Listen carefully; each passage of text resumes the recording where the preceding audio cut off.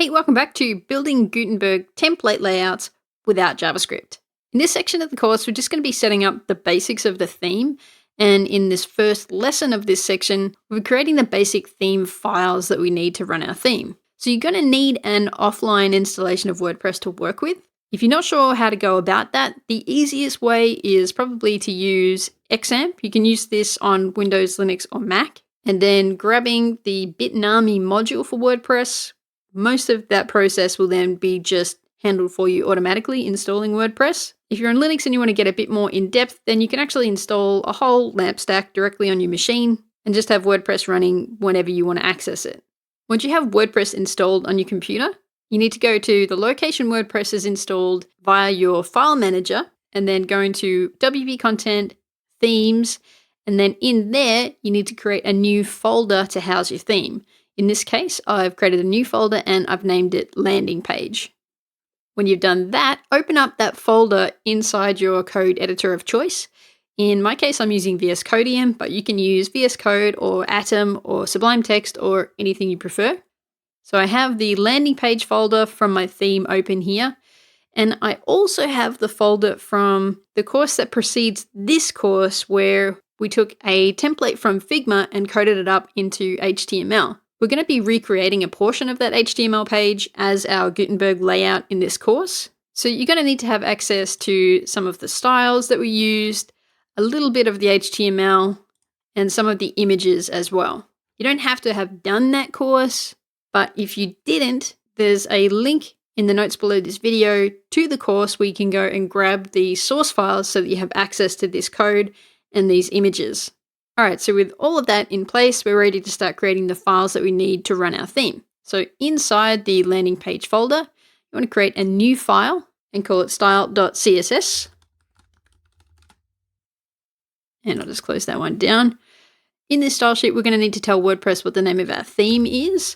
And we do that inside a comment. And we're just going to say theme, name, colon, and we're going to call ours landing page. And then close off that comment. Now we're also going to create an index.php file, a functions.php file. And now if we go into the back end of our offline WordPress site and we go to the theme section, we can see our theme here and we can now activate it. All right, now we're not going to see anything at all showing up in the front end, obviously because we haven't added any code to our theme. We're also going to add a couple of extra files. We're going to add a header.php file and a footer.php file. And then finally, one more style sheet named style-editor.css. And we're going to use this to control how our content looks in the back end in the WordPress editor. All right, now, even though we're not recreating the entire site that we made in Figma to HTML, the previous course, we're just going to use all of the styling from that site. That's the easiest way, so we're just going to select all and just dump the whole lot into our theme style sheet and save that out. And we can close the original style sheet. And to our header, we're going to add a little basic code.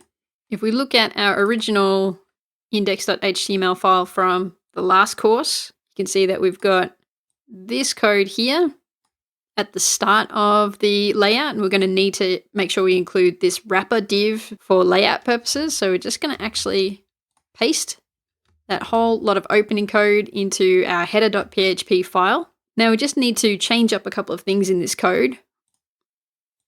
We want this portion of code here to be driven by WordPress. So we're going to replace that with a little PHP snippet.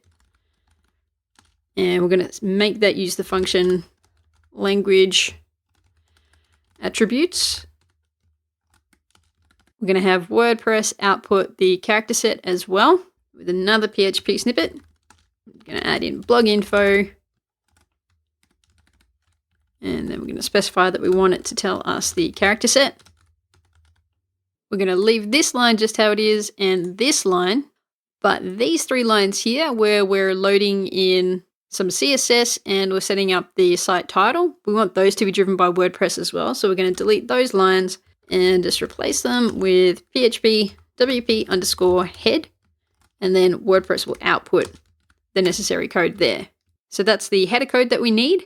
And now in our index file, we can just load that header in with another PHP snippet, and we're just going to say get header. Now we're going to do a similar thing with our footer. We're going to go into the index.html file from our previous course, go all the way to the bottom, and all we need is this little bit of HTML from the bottom. So that closes the wrapper div and closes the body and HTML elements. So we're just going to put those in here, save that out, and then back to our index.php file. We'll just copy and paste this line and change it so that it reads get footer. And we're just going to add in a little bit of HTML into our index.php page so that we can check our front end and make sure that HTML is showing up. It give us a way to verify that everything is coded correctly. So one more time, we're going to go back into our original index page. And the section that we're going to be recreating is the tours section, which is this section here. So we're just going to grab these two lines, drop them into our code here, and I'm just going to hit Shift Tab a couple of times to reset that indentation. And then we're just going to close those off with a couple of closing div tags. So now if we go back to our front end of our WordPress site and refresh, we can't see anything because we still haven't loaded in our styling.